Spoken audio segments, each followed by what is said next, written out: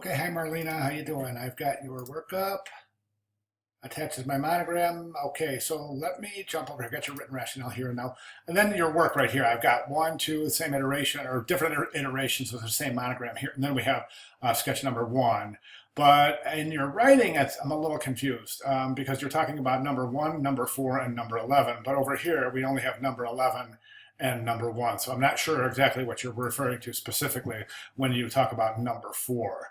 Okay, so let's go ahead and jump into the actual work itself. This is gorgeous. I think it's beautiful. I really do. I think it's fantastic. I think you've done a really, really good job intertwining these letters together to create this kind of a symbolic and encoded meaning for George Mason for the Wellness Center.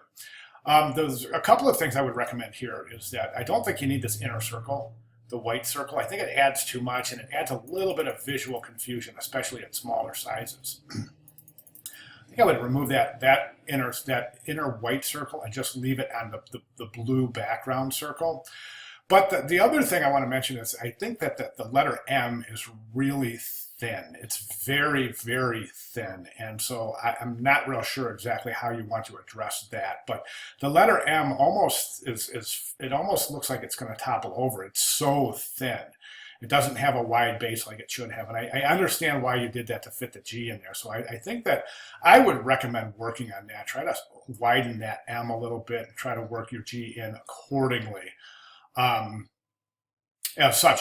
So, and then there's no question it's a gorgeous mark. It really is. I think you can definitely work out those details I'm talking about. It may entail recomposing the G, but I think that based on what you've done here, it doesn't look like it's going to be an issue for you because this is constructed beautifully.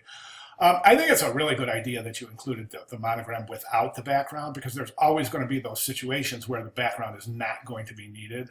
So that was a really good consideration there. The one thing I would recommend here is on the white background, is go ahead and change the M to that blue color from the background. That was smart. But don't introduce a new color. Keep the G as the gray.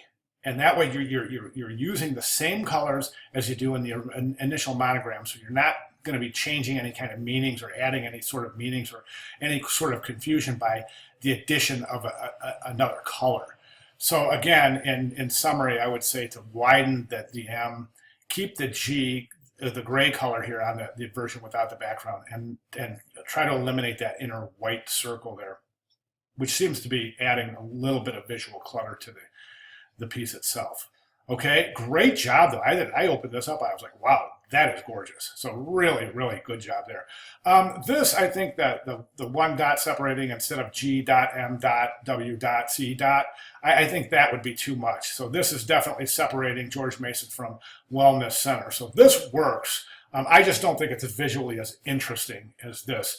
I think that this is almost objective in its presentation. So it's almost void of meaning.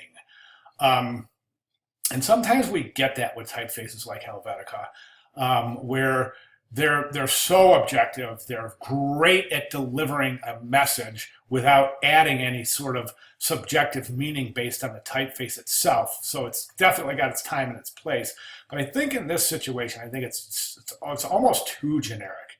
And we find that a lot with typefaces that are specifically the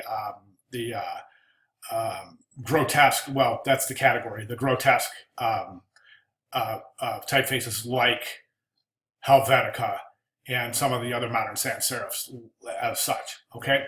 So, again, love to see you work the details out on this, but this is just really fantastic. Just fantastic work, I love it. All right, any questions, comments, or if I can clarify anything at all, please let me know. Great job, thank you.